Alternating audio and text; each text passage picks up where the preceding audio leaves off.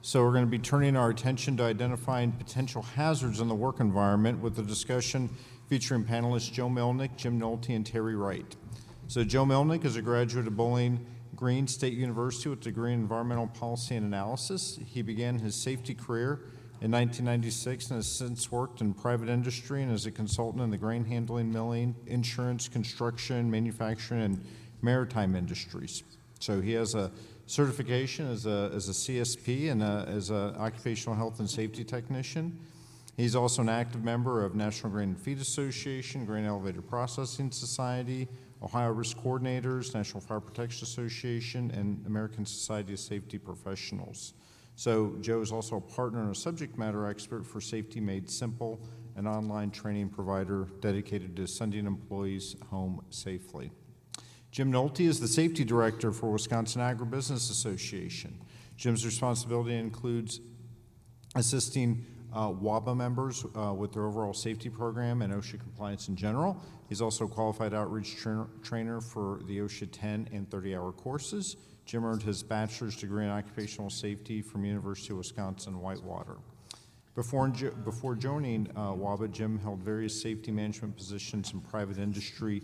He worked with the OSHA Consultation program and did some private consulting. Jim has 37 years of safety and OSHA compliance experience. Our third panelist, Terry Wright, graduated from the University of Minnesota in 1997 and began working for Harvest States in Mitchell, South Dakota in their management trainee program. He worked his way up to grain terminal feed department manager. In 2002, Terry began his career with Cargill in the animal nutrition division. In 2009, he transferred to the grain division, managing elevators in South Dakota, Minnesota, and Iowa over the next 10 years. In 2019, Terry took his passion for safe workplaces, employee development, and plant efficiency and moved into the environmental health and safety division at Cargill. He now travels to grain feed facilities in Iowa, Nebraska, South Dakota, and Minnesota, supporting their EHS efforts. So once again, Jim is going to be moderating our discussion, and I am going to turn it over to you.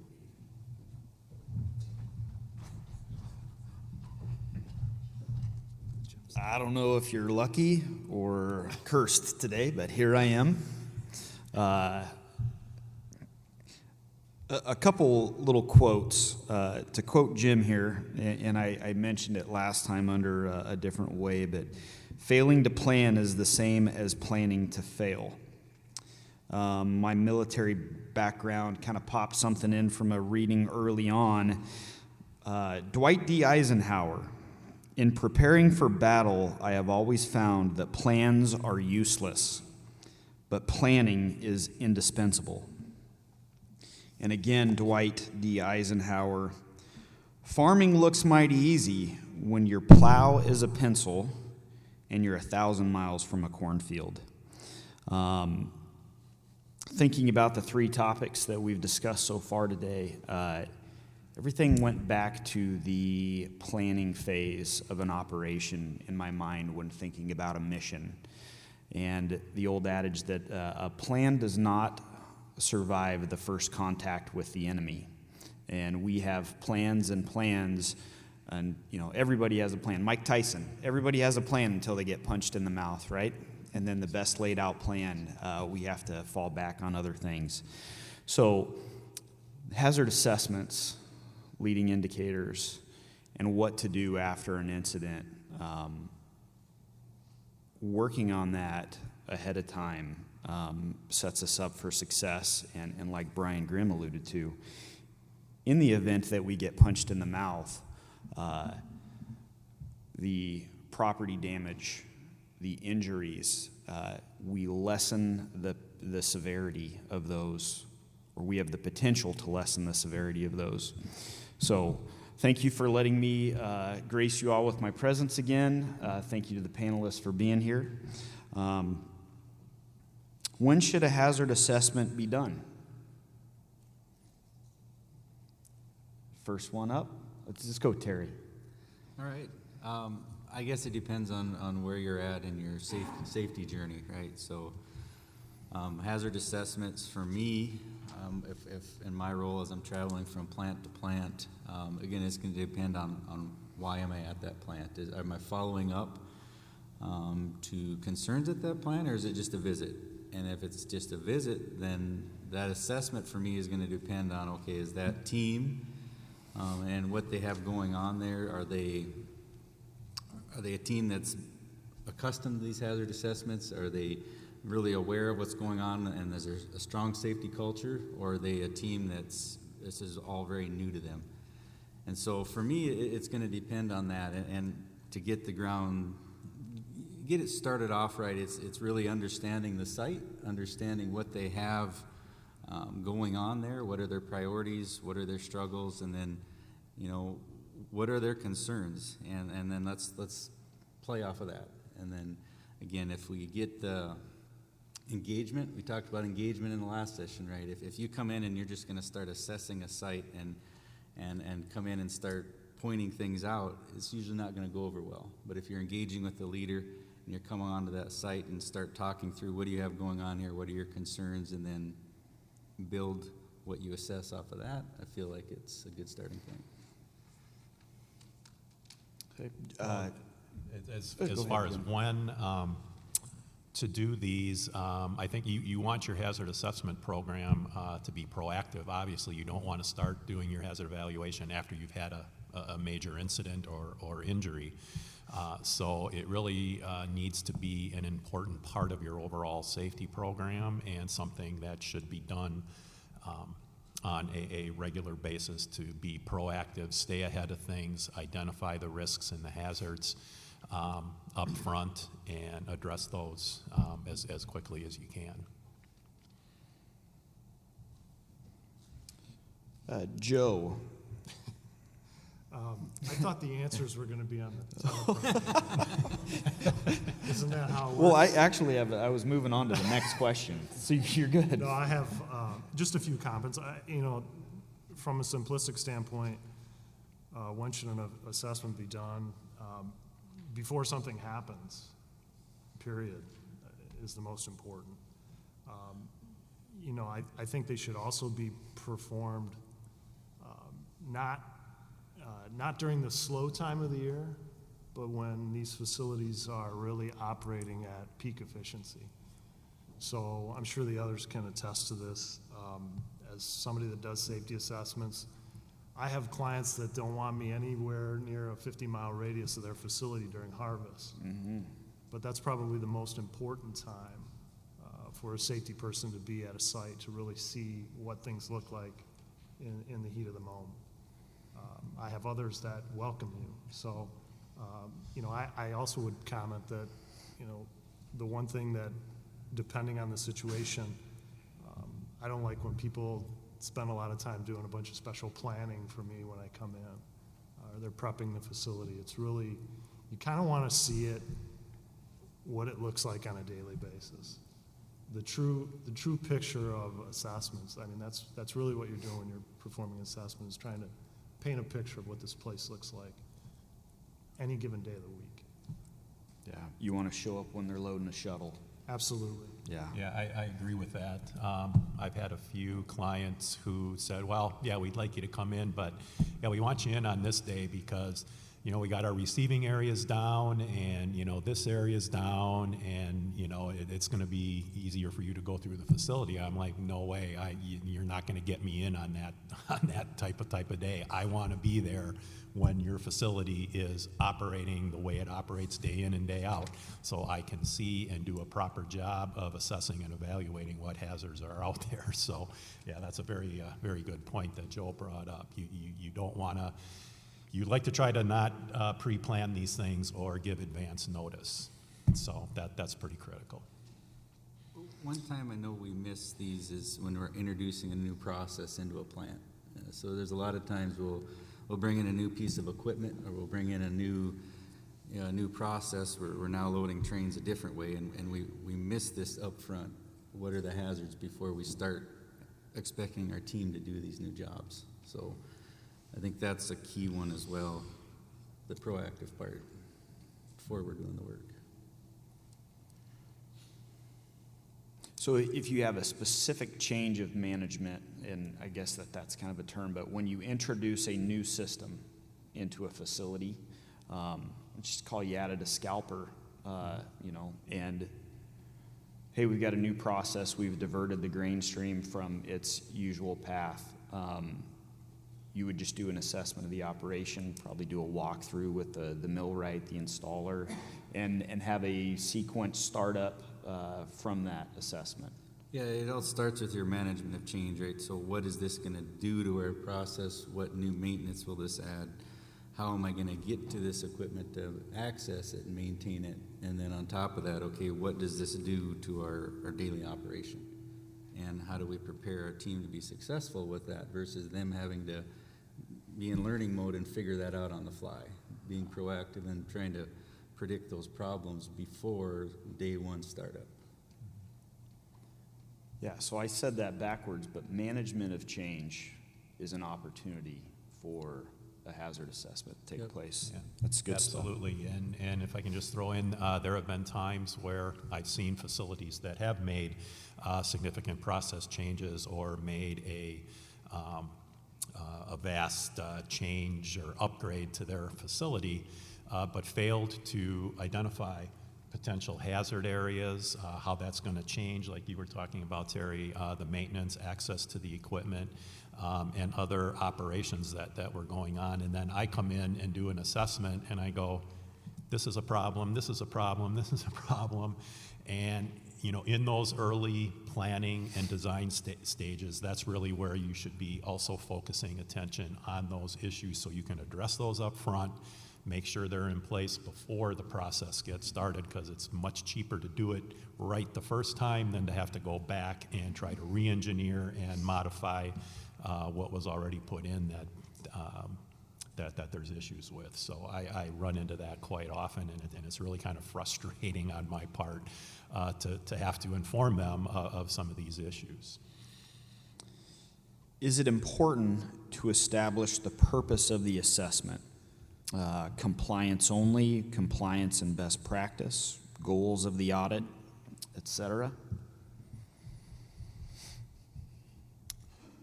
First one up. Yeah, I mean, yeah.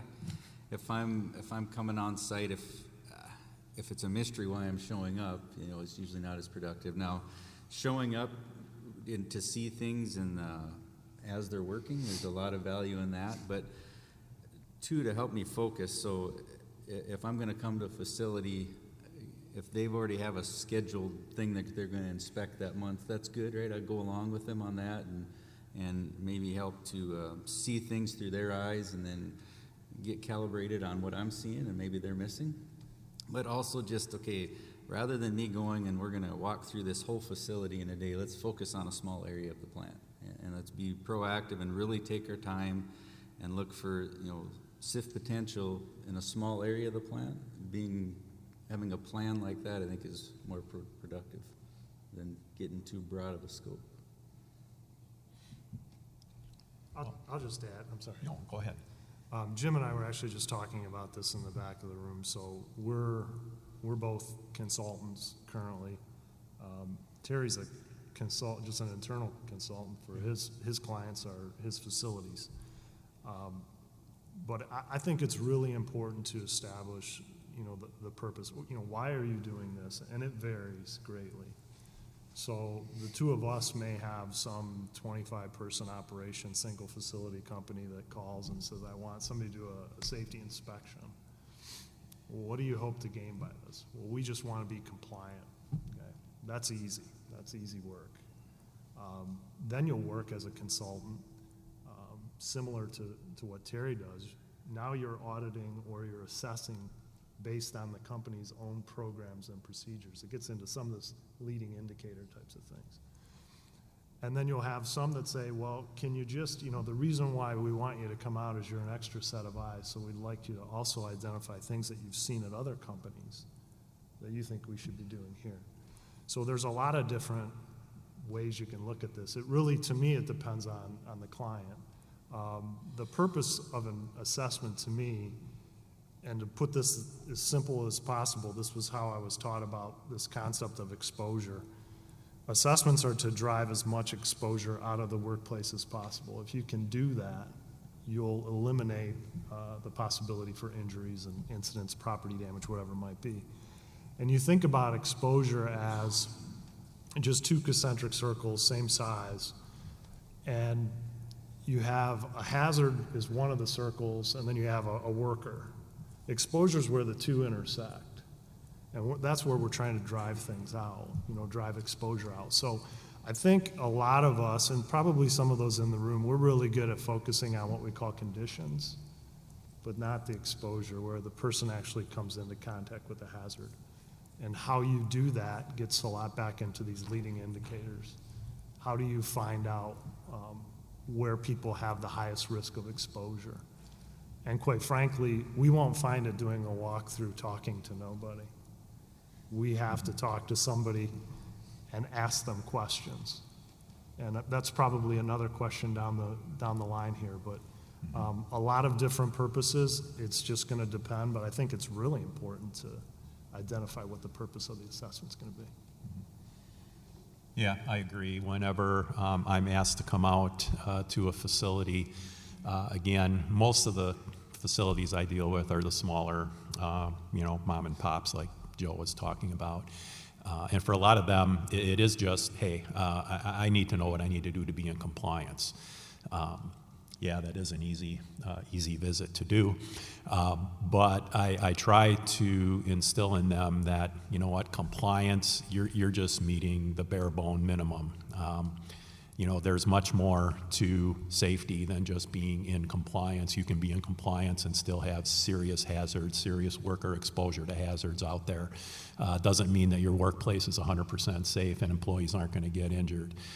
So I really try to drive that home and to look at not only just the compliance aspect, but also taking into account best practices, looking at, again, employees working out in the facility, assessing their exposure to those hazards, looking at how they're doing things. So trying to get them to buy into just doing more than just a compliance-only inspection.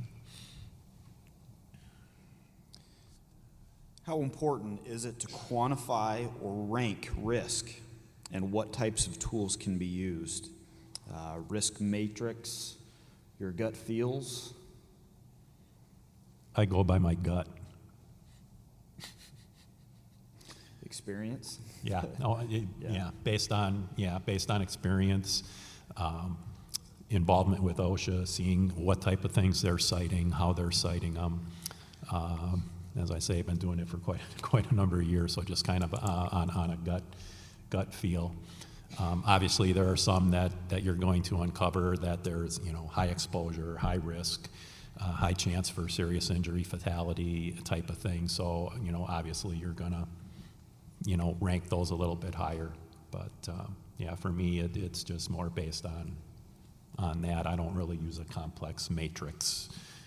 To say, hey, I found 20 things. Here's the order you need to do them in. But if you don't quantify it and rank it, you're going to overwhelm the site. From my own shoes of being a manager for so many years, I would have an audit or an assessment, and when they leave, you got 50 items or whatever. And some of them might be small, but still, just you've got this list of things that you need to work on. And you still got to manage your plant day to day.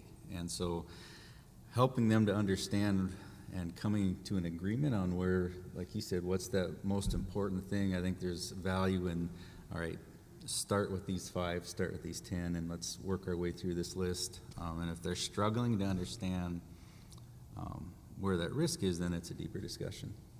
So, Jess?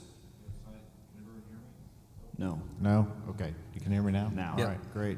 So, Jim, I have a quick question for you, and I'll put you on the spot since you were involved in OSHA Consultation, right? yes, So you're involved in OSHA Consultation, and as you were saying, what would you say to a facility as, OSHA regulations are the absolute bare minimum, right? And then if somebody were to, say, reach out to a consultation program and have them come to your facility to do an assessment, what is your thought on having somebody that may not have as much of a background within the industry as, individuals like yourself? What are your thoughts on that?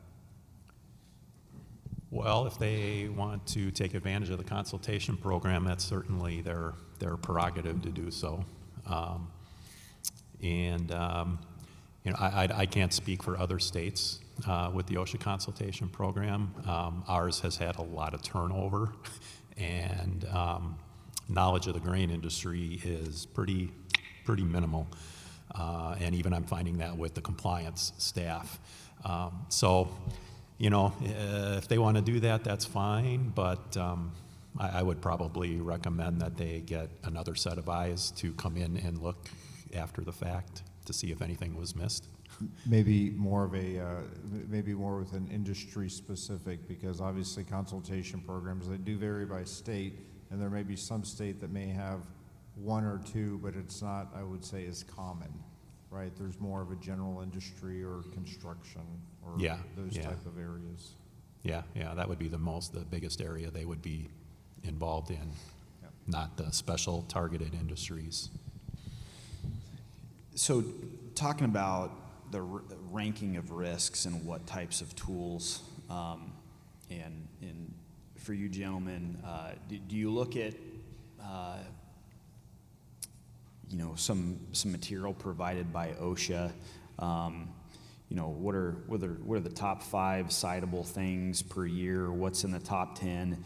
Do you have a list of SIF items that you help the companies in SIF? I'm sure everybody knows serious injury or fatality.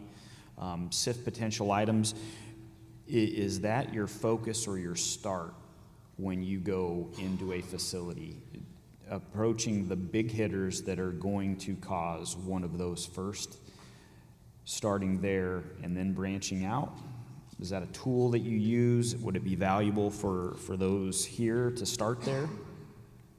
Jim, to back up to the last question, I think it's really important to quantify risk in some manner.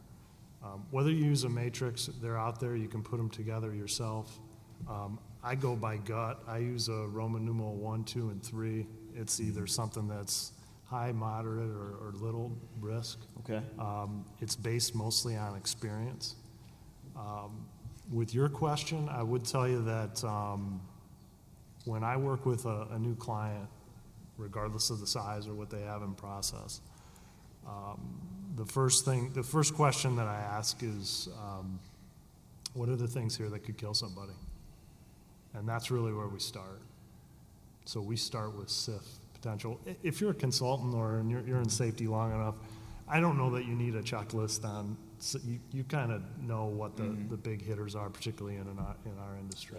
Right. Things like railcar fall protection, things like that. So, to start with the SIF related, I think is always a good idea. That's the most important thing, is to make sure that people go home safely. Yeah. So Jess and I, before he raised his hand, I was thinking about calling on him, because the one thing that we've noticed, and I've been 5 years with the NGFA, but Jess has talked about how those top 10 citable things in our industry, they're always the same. Yeah, they just rotate in the order of what received the most citations that year. And so from that top 10 of citable offenses for that year, you're looking at, hey, where are the SIFs lined up? And so that's good info, Joe. And we've said this a couple times, but I want to expand a little bit on it. Is it helpful? Here's the question, and then I'll expand. Is it helpful to include an extra set of eyes in the assessment process? Specifically, an employee from another facility. What value, if you are going into audit, and Terry, let me start with you. If you're going to audit a facility or conduct a hazard assessment, if there's a sister facility close by, is there value, because you're with Cargill, so you're at one facility, and you know that person over at the other facility also lives the Cargill safety culture, but they're not at this facility. Is there value in bringing someone in that already knows the Cargill safety way, But they're a fresh set of eyes at a new facility and having that person conduct the assessment with you. 100% yes. I mean, short answer. Little deeper into it. I mean, everybody gets so used to walking by a hazard, and if they've been at a site and they walk by the same thing 10, 15, 20, 200 times, they no longer, their risk tolerance just develops to where they don't even recognize it as a hazard anymore. You bring somebody into that site, the first time they walk by it, their hair stands up on their arm because, wow, do you realize what I'm seeing here? So, and I see the same thing even just with myself going from site to site. Sometimes I'll point something out and the manager will be like, whoa, I can't believe I overlooked that. So I think having, whether it's from another site or even just another function, as where you have interns come through and associates, getting them out in the plant, somebody that's very new to our industry, what they will see will be with a different lens than somebody that's at that site every day. There's definitely value. And Jim and Joe, you guys, you have your client lists and you've been working with them. You ever find yourself going back to the same facility? Have you ever caught yourself missing stuff that you might have walked by 100 times because you became pretty familiar with it? How do you guys overcome that? All the time? All the time. It happens. I mean, everybody, when you do safety inspections and the second set of eyes, I mean, and this will sound self-serving, but that's why there are people like myself and Jim and consultants and things like that. We're truly a second set of eyes. So everybody, when they do hazard assessment, brings their unique experience to the equation. That's the beauty of having somebody else involved. So Jim's seen something that I've never seen before. I walk by and he mentions something. I don't take offense to that. It's just he has a different experience. You also tend to, I'm looking at Chuck Kunich over here, and I go through a lot of his facilities. And based on something that may have happened in the industry, the next time we do an assessment, that's a hot button. And we didn't really pay much attention to that. So we'll do that during his quarterly or something of that nature. So I think the second set of eyes, and really everybody has a different experience to bring to the table. Yeah, questions. Thanks to go for a little pause. bit further into that, have you guys done, or anybody in the room for that matter, Kyle and I are safety directors in the state of Iowa for co-ops. Have you done anything where you've gone to other competitors, for lack of a better term, in that, and done site inspections that way? Has anybody in here done that to that level, I guess? I mean, yeah, to Kyle's point, it takes that relationship, but I mean, is that something to get that other set of eyes? Haven't done that from a perspective of having another. I worked in the corporate side for a while, but used to benchmark other companies to go and find out what they were doing that we weren't, and would usually bring those types of things back. So there's a tremendous amount of knowledge that's out there with your competitors and other people in the industry. It's one of the values of groups like NGFA and Jeeps and those types of things. That's a good question.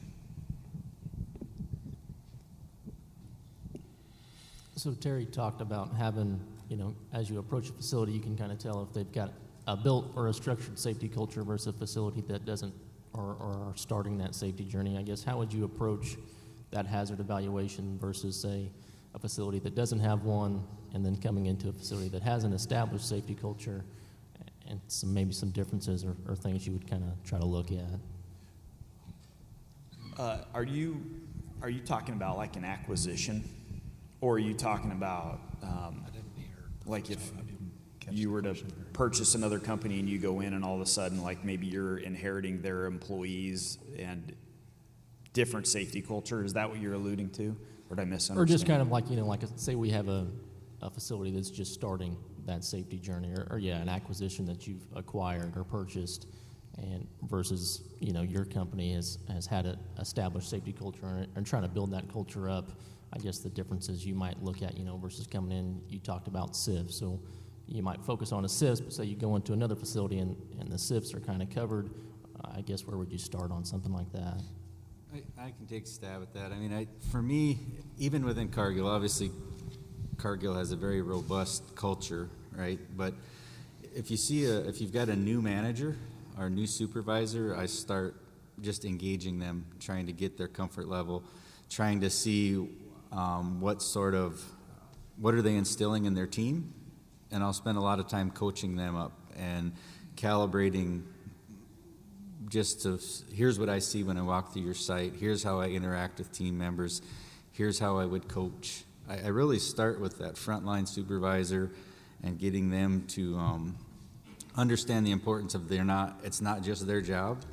You can't expect them to drive safety all by themselves, but getting them to see things the way that if I'm walking through the plant, recognizing those same hazards, and how do you handle a unsafe behavior you might have in your plant, and how do you coach people and mentor them along? I think that's my starting point. If there's a very new emerging leader trying to figure out how to lead a team safely, just a good quality one-on-one time with them a lot of times will get them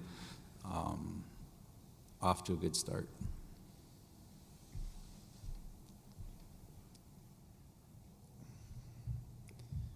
So Jess and Dave, if you guys could put on earmuffs for a second, I'm going to go off script. This is being recorded. Okay, well maybe I won't go too far off script. So the beginning question was really interesting to me, and that is, have you ever had somebody outside of the company, come in? Maybe it's from a competitor. And was there anybody that had an answer to that? I don't know if we moved on too fast or not. It's a really interesting thought to me, being a person that believes that safety is everybody. The person in the front right, what he does affects the person in the back left when it comes to citations and visibility across the industry. And so we're very much all in it together. And so I keep that in mind, but then I also think that companies have paid hundreds of thousands, maybe millions of dollars on the culture and the equipment and the programs and what they use. And to them keep a hold of that, and that's understandable. But when it comes to a discussion and a partnership, that's a really interesting idea. And I'm not the guy to kick off that charge by any means. But it's just something to think about. When I receive questions from any NGFA member, I'm sharing everything I got. It's because they're a member and they need everything I've got from them. And so that mentality of we're all together and what one does affects the other, that's something to kind of store away and think about often. That I've seen people in this crowd switch companies before. So the ag industry is small, right?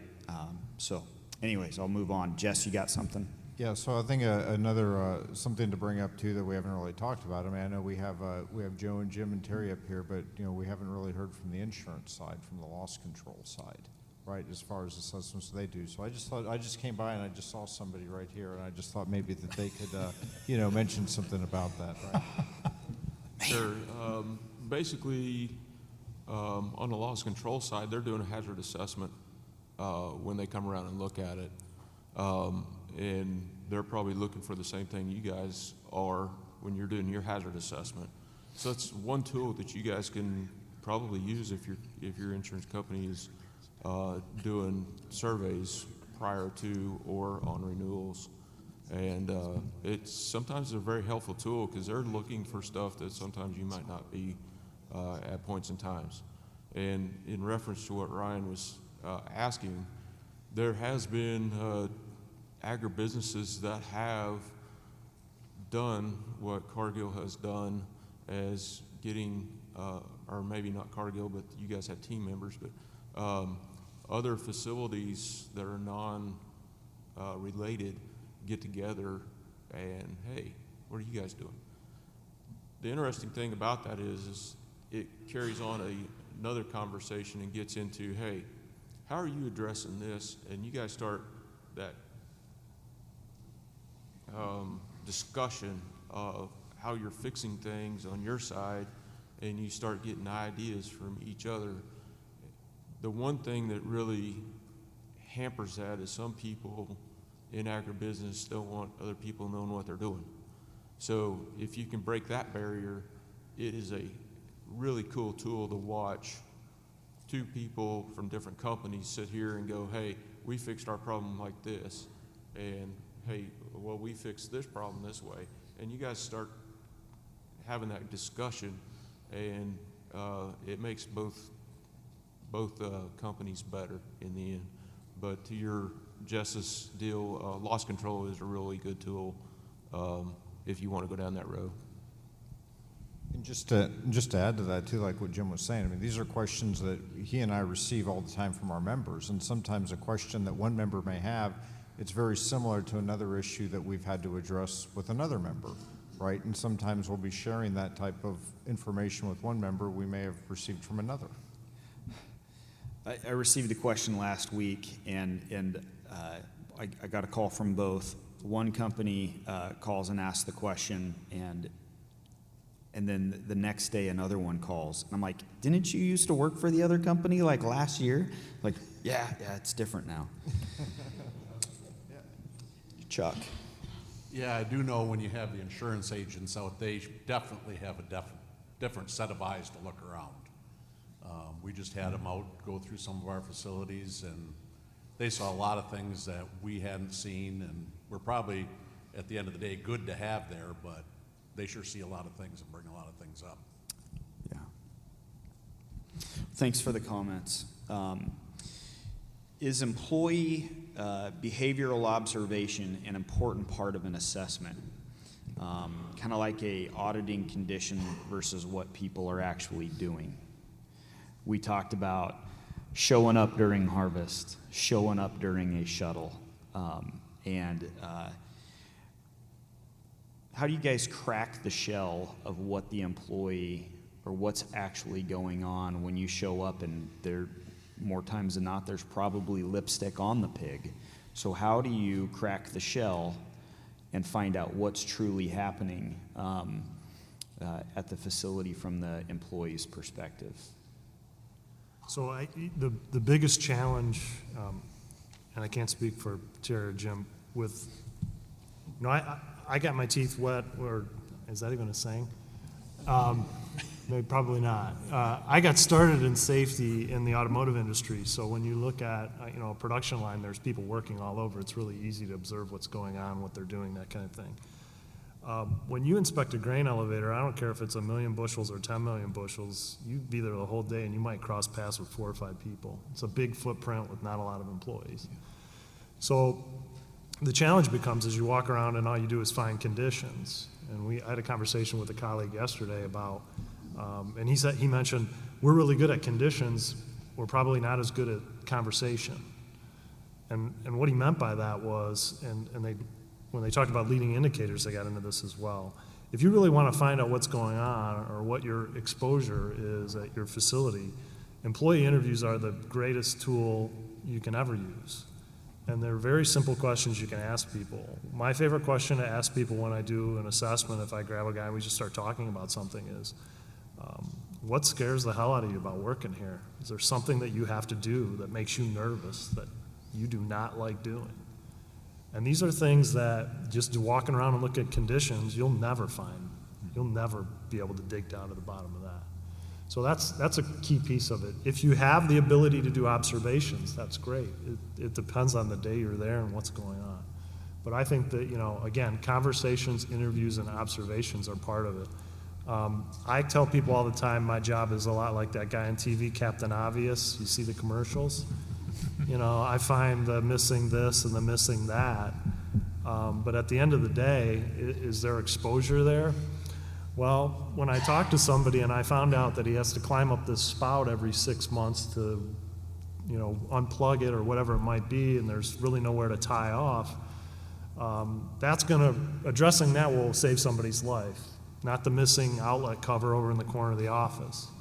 So if you want to dig down, those are the questions you're going to ask, and they're tough questions. You got to want to know and be willing to get the feedback as well, because it's not always going to be good. Yeah, I agree. I like to try to, when I'm going out there, say, hey, what have you guys got going on today? Are you going to be loading any train cars? Are you going to be, doing any maintenance on any piece of equipment, so that I can get out there and watch and observe, just to kind of get a feel there. And to Joe's point, the employee interviews are just critical. I can't tell you the number of years I've been doing this, what I get from management and what I get from employees are two totally different points of view. But kind of have to walk a little bit of a fine line there. You have to try to, at least in my opinion, kind of assess what the safety culture is here, and sort of what the relationship is between management and the workers. Is management going to come to me and say, who told you that? We're not supposed to do it. Who told you that? So, the confidentiality aspect of that has to be weighed and looked at. Obviously, that's why OSHA does their employee interviews one-on-one without management there.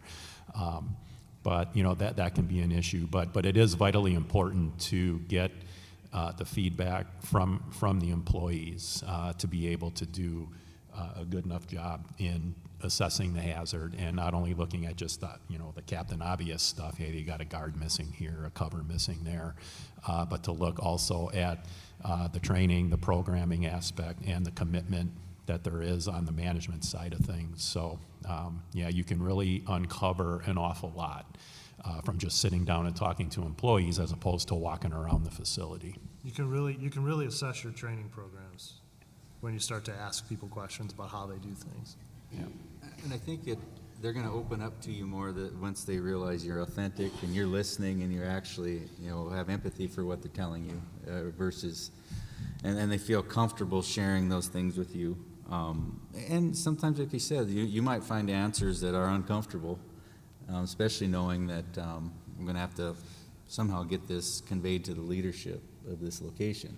And I guess for me, that's one of the key things I do to try to earn that trust of the team, is if there's something that needs to be followed up on. I mean, I'll never leave the site without having that conversation with the site leader, not necessarily naming names, but okay, here's what we found. Here's a concern that your team has, and it's important enough that they brought it up to me, somebody who's not here with you every day. And I think that, again, if the team can see that we bring value to them by helping push their things up to the leaders and show that this is important. And then a lot of times I'll have the same discussion with an employee about, okay, you've brought this up as a hazard. Have you done anything? Or are you just waiting for your boss to fix it? Do you own this? Are you actually, you care enough about it? Are you continuing to try to own this? Sometimes they've tried for so long and they've just kind of given up. Obviously, that's an issue we got to address at a site like that. But again, having those discussions and being authentic and helping them understand, yep, I care, and I want to see an improvement. It's important. Following up. I was just going to comment on Joe's question, because whenever I go to a facility, that's one thing I always ask the employees. I was at 2 facilities last week. I asked them the same thing. What is that one or two tasks you might do twice a year that makes the hair on your neck stand? And Terry, you sort of touched base on this at the end. I always follow up with them. What is something you think we could do here to make it safer so you wouldn't feel that way? 9 out of 10 times, people that have tasks that they do that really scare them, they've actually thought it out, and most of the time, they will give me an answer. Well, if we just did it this way, or if we added a catwalk here, I wouldn't have to get out to this point. So I always think that follow-up question is just as important, because most of the time, those employees that are doing those tasks, they've already thought through a better way to do it. Why they haven't maybe brought it up, or maybe they weren't listened to, but I think that follow-up question is really important, because they usually have a solution.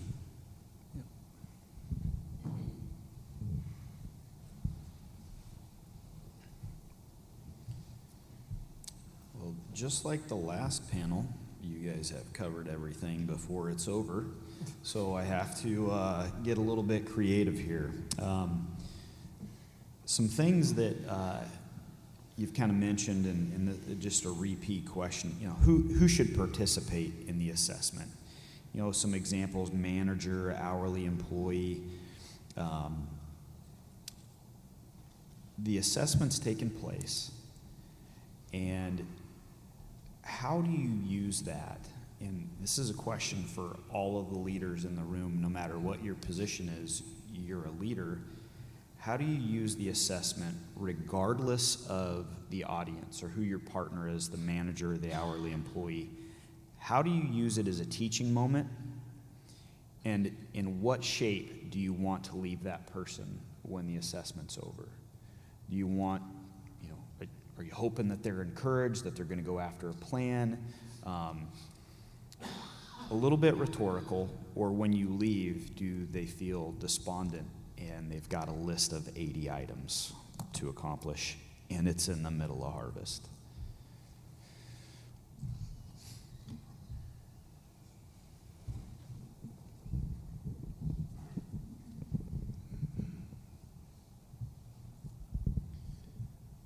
Hello. One thing our company, our upper management has really pushed our safety culture within our company, and we've got about 20 sites throughout the Midwest. And one thing we did to get our employees involved is we put together safety committees. So we tag teamed another location because we had some sites that only had 4 or 5 employees, and or we put them with 3 sites. And our goal was to get everybody involved. So there had to be a minimum of 4 people on that committee, whether it was 2 from each side or however it was, but one person had to be an office manager, one had to be a truck driver, one had to be an operations person, and one had to be a salesperson. And the maximum was 6 people. And everybody talked about, well, how do you keep it real and keep it going? Well, once a year, these sites that they get together and they'll do a facility walkthrough. So we have an audit and a location review. We bring in another location manager to do audit, and then we'll bring these committee people. They'll have a conference call once a month. They'll never seen each other. They might be 100 miles away or what have you, but we bring them into a site and gives them an opportunity to meet these people and do a facility walkthrough, and it gets them talking about their locations and what they're seeing. Because some might say, well, you don't need the office people in there. Well, they might bring a different perspective of it, because it takes all of them, especially if you have a site that's only has 5 people, and the office manager, she's the one, or whoever, they're the person that's running that facility for you. And so that's how we keep it involved. So then we have a person that's a leader for that group, and then every year we rotate members out, so that way everybody participates. And then we show them gratitude, for being on that committee, whether it's their annual review or what have you. There's many different ways. Have a lunch for everybody, but it gets everybody involved, and you can get a lot of input from all those people. And then back to the previous about indicators, as we've grown and implemented things, we looked at about 7, 8 different indicators, and we shared that with all of our safety committees, because we have 9 safety groups that I get on a conference call once a month with those leaders, so that way they have topics, and we talk about leading indicators and near misses and stuff, trying to get their involvement. And so we've started tracking our near misses, because before we had no one would take the time to report. Now our near misses are growing, and now they're seeing, hey, what we can do to prevent things, because they're coming up with ideas. It's getting the interaction.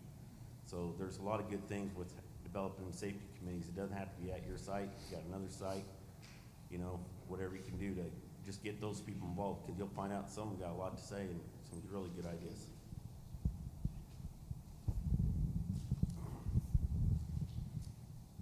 Jim, if I could just make a comment. The one thing about, doing assessments, and I love when people say, do you mind if I have a bunch of people tag along? I think the right way to look at doing hazard assessment, particularly with involvement from others, is it really is a teaching moment, and it's how you teach. So it gets back to that exposure piece. So the fact that you do an assessment quarterly or once a year or whatever, is that good enough? Or if I had people that shadowed during an assessment and learned what to look for or learned what the hazards were or those types of things, and they can do that every day, right? They can be looking for those things all the time. And then you can use things, when I have those people along with me, when we find something, we talk through the hierarchy of controls. What's the best way to address this hazard? And the more we do that, the more it registers. So the next time they're out, they see something, they walk it through the process, and they eliminate as much exposure as possible. So the teaching perspective of it, the other piece is, a lot of times if it's a manager, you have their attention strictly for 4 or 8 hours or whatever it might be, and that's just, there's a lot of knowledge you can impart on people around the safety types of things. Jess. Yeah, I had a different question, and I'll preface my question, or I'll go into a little bit more detail. So, when you're doing a hazard assessment, how do you assess resiliency in the system? So, what I mean by that is, oftentimes as safety professionals, our focus is on the prevention piece. But we know from experience that our employees are going to commit errors, out on the floor. So an example would be, we wouldn't put a worker, or hopefully we wouldn't put a worker out on top of a rail car without being in fault protection.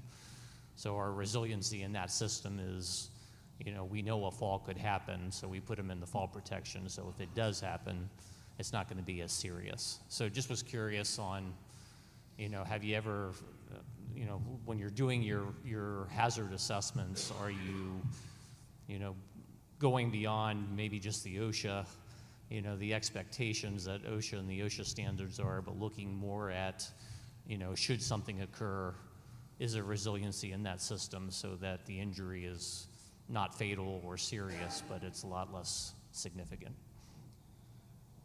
I think you can gauge that as you start to visit with the team on, are they doing it because my boss told me to do it? Or are they doing it because they really understand the reason for whatever that is, whether it's the fall protection or we're doing a SIF assessment on a specific task? You really get a feel for, are they doing this because they understand the importance to them and their team, or is it because it's a rule I have to follow? And then if it's because it's a rule I have to follow, then I think I can take a different approach with them and help instill that different mindset. Does that answer your question? Or?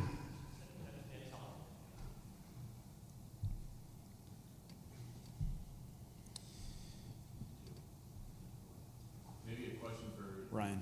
For Terry, a little bit. Going back to the assessments that you do, what about hazards that are identified before you come around or before any formal assessments are made along those lines? What are guys tracking along those lines in terms of, like a proactive incident or a proactive finding or whatever else along those lines? What are folks doing along those lines to obviously things that we want to record in some way, shape, or form so we know about them, but what are folks doing there? So that I understand I'm sure they get it, but I want to make sure I understand it. So your question is, okay, so things have already been, maybe there was a near miss that was found, there's equipment that's done, and that was already done internal to that location.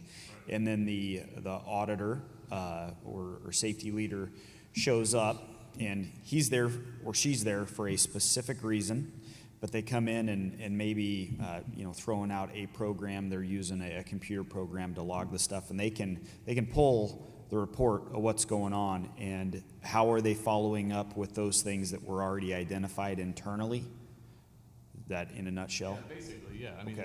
if it's there's a hazard finding of some type, and a guard off, and they just put the guard back on, or dispose of a ladder whatever those are those. I think it's important to track and record those, but how are you guys doing that, and then what is that process, or anybody else for that matter? What does that look like? Yeah, I mean, so in that case specifically, I mean, it's what were the root cause, right? And what did we find in that root cause investigation?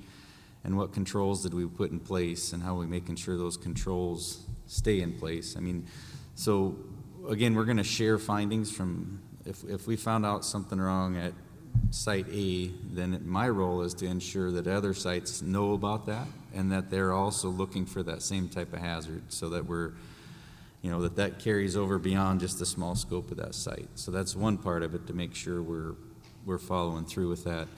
And then I guess from my standpoint, I don't know that there's not always an easy way to do that, right? Because you're going to have a different team and a different mindset wherever you go, and some people won't necessarily even feel that that was a hazard.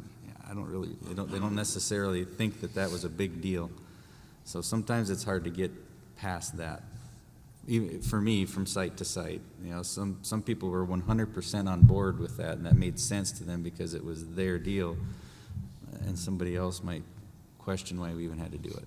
So that is an ongoing challenge, I think. So when I was on the corporate side, and I work with Don and those guys, I'm sure they still have these processes in place, but we really encourage the reporting of any of those types of things as a near miss. So if I had a guard that wasn't on, that was a near miss, right? They call it an exposure. You can call it whatever you want. That was always tracked to completion. That was a leading indicator. So that's another opportunity to do it that way. The near miss can be so many different things. It doesn't have to be an actual incident. It could be a condition as well. So easy way to track that kind of thing. Yeah, I think tracking and reporting is pretty key, is very key. You want to make sure that those hazards that you found are communicated, and that the employee who brought that hazard to your attention is aware of the status, what the intended fixes are going to be. I think somebody over here mentioned that a lot of times the employee already kind of has the answer and knows the fix. So you really want to get that employee involved in the hazard abatement or correction process as well. Again, that gets a lot of employee buy-in into your program, and sends the message that, hey, we are concerned, we are committed, we're taking necessary action, following up, correcting the hazards. So that's all the feedback is a very critical element to your overall program.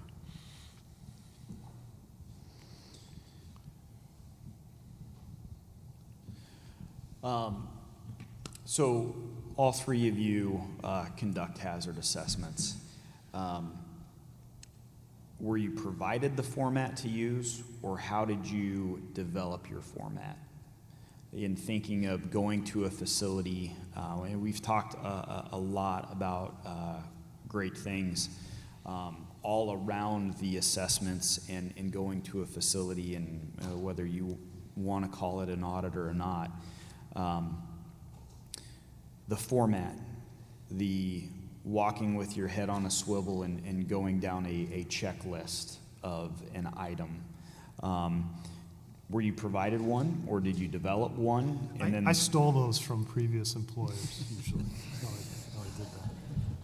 No, to be completely honest, I mean, it's just your work experience and who you worked with and formats they used, and kind of, I think I've taken a little bit from everybody and kind of done my own, but Checklists, I can't remember the last time I even used a checklist. Checklists kind of box you in, I think. I just think the more you do them, the more experience you get. You just develop your own style and your own methodology of going through that process. That's what I do. The only checklist I use is just for administrative compliance. To provide notes or feedback. Or if it's a company that says, Joe, we want an extra set of eyes, we want you to audit per our standards, we can audit. There's a checklist questionnaire that we spend quite a bit of time going through. But out in the plant, I mean, we've been all doing this for a long time. I really don't need to be reminded of what I need to be looking at. And I'm sure there are a lot of folks in the room that are the same way. Do you take a lot of pictures as you're absolutely. rolling? Slap it in there? Okay. Yeah, absolutely.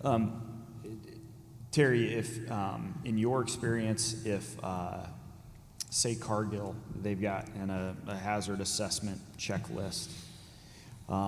If if you realize something needed changed on there, do you change that just you and your process? You throw that up to higher levels of approval or echelons above you and say, hey, I think we need to build upon this assessment, and here's why? So for me, I'll work within the framework of the assessment, and then if I think there's an area that's completely missed in there, if there's something we're not calling out, then yes, we'll push it up through the safety organization. Within our structure right now, it's been we reorganized to where you've got people that are walking through a protein facility that have never been one in their life. So there's a big focus right now on, okay, how do you equate what you're used to seeing every day in a grain elevator, now you're walking in a protein processing plant, and how do you not get overwhelmed with what you see, because it's compared to what you see in a processing. So you've got to operate within the framework and understand policies, procedures, but then over time you just know what's more important within that framework. And I guess for me, using that framework is a really good way, whether it's a checklist or not, to help train another person, to bring the new people on board, because it's really hard for them to read your mind, even though you'll try to point out what you're seeing, but still having a way to pass some of that on to somebody that's a new inspector or a new supervisor, so that they key on these things that you're looking for. Sometimes a tool like that is helpful to leave in their hands. But pictures go a long way in helping that. So an assessment is a good left and right limit, and it's a good teaching document to develop those that are not familiar with maybe facilities or different branches of a company, but it's not a limiting factor. It's able to change, and when you've done it enough, your experience is the guide. And we've also talked about the extra set of eyes being valuable in the process.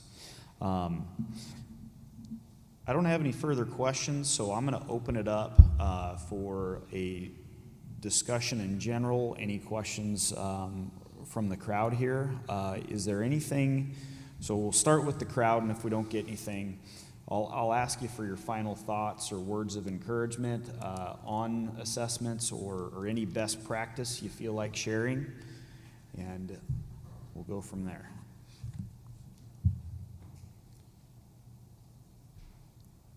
All right. Gentlemen, anything additional you'd like to share? I have just one comment, and probably a lot of us are in this boat. When you do assessments, you can get really caught up in the compliance trap. And I'll give you an example. So if I hear one more guy go into a shop and show an employee a grinder and say, OSHA's going to cite you for this, it's what have you accomplished other than so? But if I see that and I tell a guy, do you know the reason behind the tongue guard and the tool rest, and that if this wheel disintegrates, that you'd take shrapnel in your gut at 150 miles an hour? It has a lot more impact on whether he's going to keep the guard in place next time versus something worrying about an OSHA thing. So I think there's, one of the big focuses is to focus on the why. I challenge this with, I work for companies that have safety folks, and it's when we do this, it is a teaching tool, but we need to focus on why we're doing things. And when they truly understand that, they're more apt to keep a guard on and all of these different types of things we've talked about. One of the things I try to do with audits, and again, most of the auditing and companies I audit are the smaller companies, mom and pops a lot of times. You can overwhelm them very easily. And the whole purpose of the audit is really not to overwhelm them and they think, oh my God, I'm never going to be able to get all this done.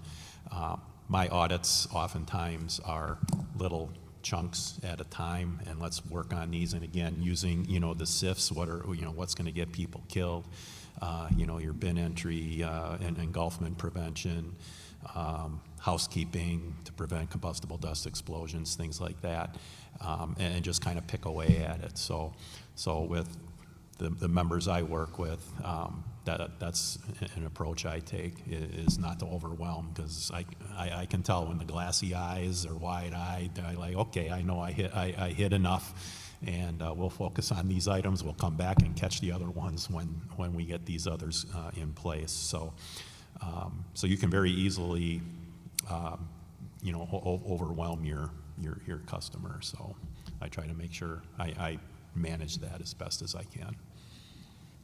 One thing I'd just leave everybody with is the importance of engaging your new and emerging leaders, helping them to understand very earlier in their career that safety is part of what you do every day, not an afterthought. And then also getting them comfortable on how you can be a safety coach and a safety mentor and not a safety police. I think if you can help change that mindset and that approach early on in their career, they're going to be more successful in building a strong culture versus somebody that's hiding around the corner trying to find stuff wrong. So I just did some quick math. So we have close to 90 years worth of experience in regulatory and safety leadership and facility management up on stage. So Joe, Jim, Terry, thank you so much for your time and for dropping some wisdom bombs on us. And I appreciate it.